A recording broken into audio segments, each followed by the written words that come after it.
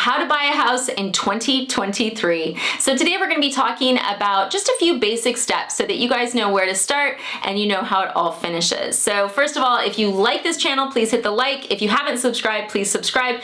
And if you totally hate me, just hit the dislike, throw in a nasty comment. But hopefully this will help you.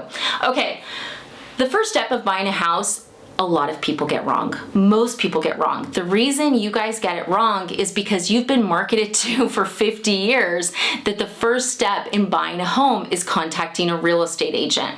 That is not actually true. The first step in buying a home is contacting a mortgage lender. Okay, unless you're buying the house with cash. If you're buying the house with cash, feel free to skip step one and go straight to the real estate agent. But if you need money to buy the house, you need to stop here first. Okay, and here's why. People go to the real estate agent and they're like, yeah, I want to look at houses that are this much. Now, a really good real estate agent is going to say, hey, I need you to get pre-approved before we go out. The reason they're doing that is there's multiple reasons. Number one, they don't want to waste time on people who won't qualify. It's that simple. Don't be offended by it. You'd be surprised how often someone who wants to qualify for $1 million house doesn't qualify for anything. Okay, and there's a lot of different reasons why. But number one, they don't want to waste their time. Number two, they don't want to waste your time. That's important because people go online and they're like, well, I did a calculator and I can afford this payment, therefore I can afford this house. And that's not the way lending works. Lending, it's not just based on you telling us you can afford a payment. We have to verify and document that you can afford that payment. So if you go out with a real estate agent and you're looking at houses way outside your price range, you are wasting their time, you are wasting your time, and you are setting yourself up for disappointment. Now, people will often say to me on that, they'll go, well, Jen, I want to make sure I actually want to buy first. Okay, cool. So go online, look at some houses. Do you want to buy? If you've been on Zillow or realtor.com for the last 6 months, you want to buy. You need to know if you can buy.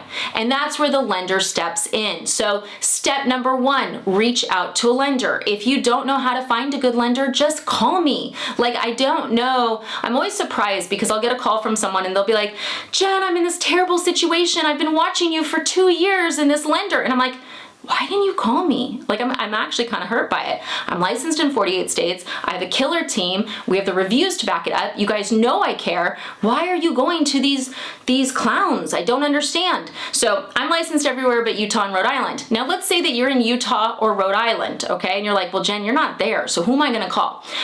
Reviews. You got to look at reviews, guys. You want to look at the individual lender's reviews. It's that simple, okay? Not the company, the individual lender. And it's pretty easy to find out from Google, Yelp, even Zillow reviews of lenders, what lenders are treating their clients right. Okay. For instance, we always tell people if they're like, well, I saw you on YouTube, but that's weird. I'm like, just go to my Google reviews. It's all what clients say. You know, if you feel like we're the right vibe, then work with us. And look, not everyone is the right vibe for us. Like, if you want to give us your documents when we ask, if you accept that we know what we're doing and we're going to do what's best for you and we're going to talk to you and structure and educate and really dig in with you, great. But if you want a lender who like doesn't really want documents, kind of goes to you, just gives you a letter and tells you to go shopping, I'm not that person. And some people really do want that. Some people just want the letter. They don't really want to know what they're doing. They don't want to talk about their budget. They don't want to talk about their money. They don't want to talk about debt to income. They just want to go in blind. And if you want to go in blind to house buying, I'm a terrible lender for that. Really, you wouldn't be watching this channel though, so let's be real there. So you want to make sure that when you're selecting a lender, they're going to take the time to educate you. Okay? So what I mean by that is, like, if a lender's quoting rates, you want to make sure they're going to explain, like, hey, I'm at XYZ and what their fees are with that rate. That's what I'm seeing a lot of right now, is that lenders are quoting rates, but they're not telling you how much that rate costs. That is not a lender you want to work with. So really, you're going to look for someone that will educate and empower you. Now, step two. Step two is the real estate agent. Okay, so you went to the lender, you know your budget, you're comfortable with the payment, you know what to expect with closing costs. Now, once again, if you went to a lender and you're pre-approved and you don't know the payment and you don't know the closing costs, you need to dump that lender, okay? This is basic stuff we do. We need to go over what you're approved for, what your projected payment is, make sure you're comfortable with it, and then we have to make sure you know what closing costs are and you understand them. If your lender is not doing this, you're with a crap lender, okay? Sorry. So, you have a pre-approval from an amazing lender, okay? And there's lots of amazing lenders around the country. Once again, I'm in 48 states. I can't resist, guys. Okay, so step 2, you're gonna go to the real estate agent. Now, do you just pick any, oh, I met Betsy in the grocery store. She seemed, no. Oh, I went to an open house and they petted my child. Well, that sounds weird. They petted my dog, Bixie. Bixie really likes them. I'm gonna go, no, we're gonna pick our real estate agent based off of experience, and it's pretty easy to see how much experience they have. So you can easily go into, in most parts of the country, if you Google the real estate agent's name, realtor, and the word Zillow, okay? And I know everyone hates Zillow, but look, they do good data. You can see, in most parts of the country, how many sales they've had in the last 12 months. That is critical. If there's a 0 there, be afraid. Be afraid, okay? If they're brand new, okay, fine. But if they've been in the business, if they're telling you, I've been in business for 20 years, and there's a fat 0 next to their name, write it down as a 0, okay? And check a couple other agents in the area. There are some parts of the country where Zillow doesn't have good data, but it's few and far between. So let's say you go to Zillow and you're like, oh my God, they have, 50 transactions in the last year. Good. Yeah, that's great. Okay, great, awesome. 100, oh my God, that's great. Now, when you start really getting above the 50 mark, you gotta check to see if they have a team. So sometimes what real estate agents will do is there's like one person that's the head, and then they have a team of like 30 people, which is basically just other realtors, and they all put their sales under this one person to make it look like this one person is magical, but really it's 30 agents. So if you see a really high number and then you see a really big team, just take that number and divide it. I feel like the sweet spot is like, if someone's doing, and I ask agents, I'm like, is this gonna go to a team member or is this gonna be something that you personally handle? Because if you're, it would be like this.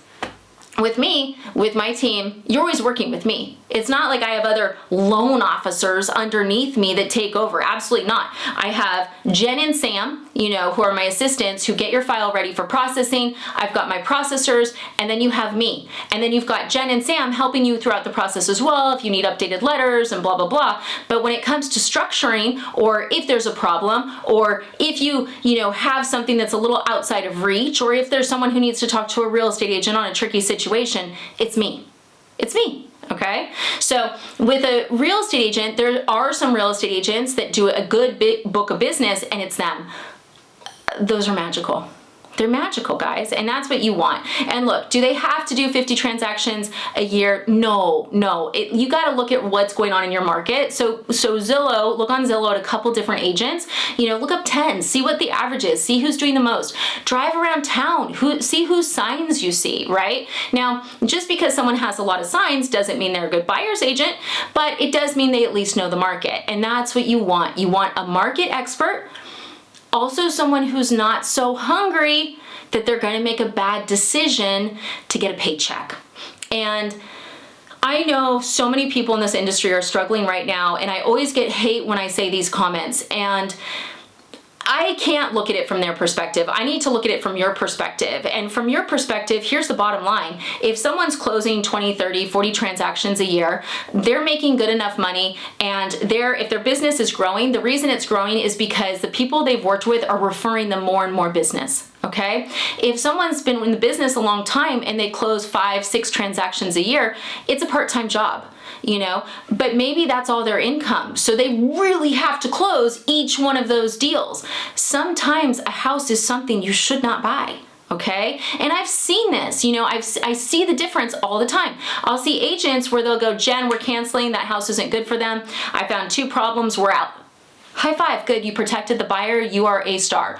And then I'll hear other people where they're like, well, the buyer thinks there's a foundation problem, but the inspector said just maybe. So, they think we should get a foundation inspection, but I'm telling them no, and I need you to back me on that, Jennifer. To which I say, No, we're gonna tell the buyer.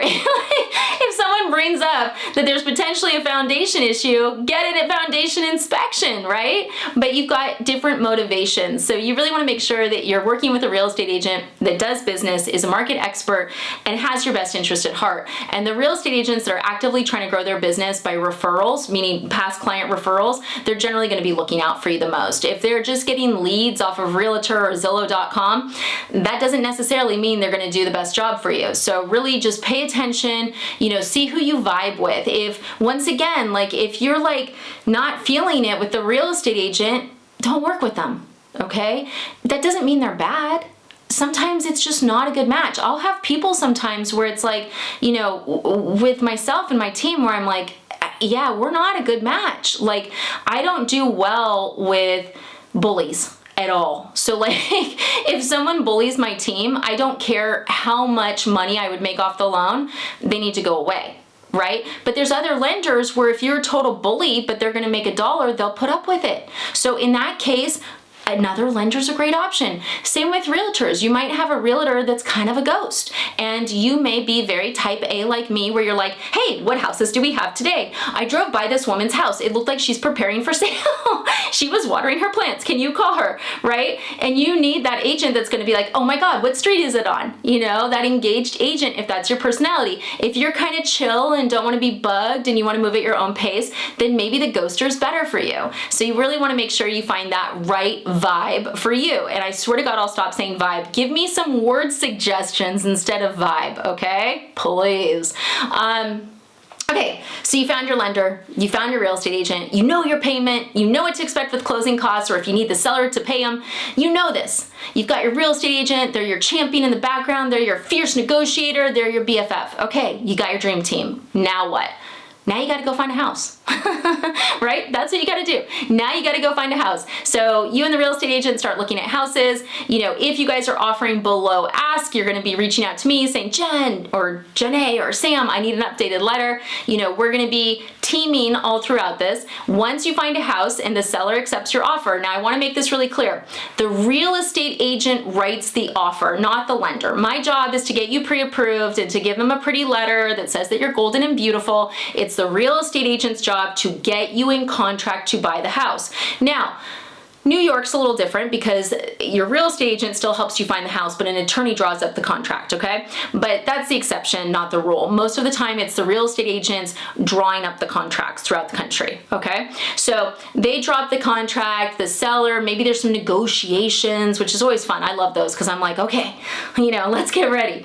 And then once you get the contract, right, you guys have agreed to terms, then it comes back to me. My team orders the appraisal, we get the title work, we do all of our magic, and at the same time that we're doing that, you're working with your real estate agent to order inspections. You gotta make sure the house is worth buying. Home inspection, pest inspection. If it's on a well inspection, a septic inspection. Now, I as a lender don't require all this stuff. It depends on the loan program, blah, blah, blah. But these are stuff you want to get when you're buying a house. So you'll talk to your real estate agent about that, and you'll be getting all these inspections to see if you want to buy it. I'll be doing all the back end work while you're doing that. If everything's good, cool. We'll get loan docs out once we get the appraisal back, once everything's golden. You sign the loan docs. Depending on the state, you may get the keys after the signature, or you may get the keys the next day. Depends on state, okay? That's it. That's it. That's how you buy a house. It's very simple. And I'll drill into some of the, the weeds with a lot of this, but the biggest thing about this is it's very simple. Step 1, lender, get approved. Make sure you're comfortable with the budget. Make sure you know what to expect with closing costs. All of that. Number 2, get your realtor BFF, okay? They need to know the market. They need to be a negotiator, and they need to be someone you can trust and talk to. Number 3, find a house. Number 4, make sure the house is worthy of buying. And number 5, close that baby, you're a homeowner. So I know this has been a little bit long, but I want it to be as detailed as possible because I get this question a lot. As always, I'm licensed in 48 states to do mortgages. My team and I would love to help you. You would be actually working with me. I say that a lot now because whenever I call people back, they're like, it's you. And I'm like, it's me, of course it's me. And they're like, I saw you on YouTube. And I'm like, I'm a lender too. So look, I adore you guys. I appreciate you. Thank you for supporting our business. And yeah, any questions, let me know.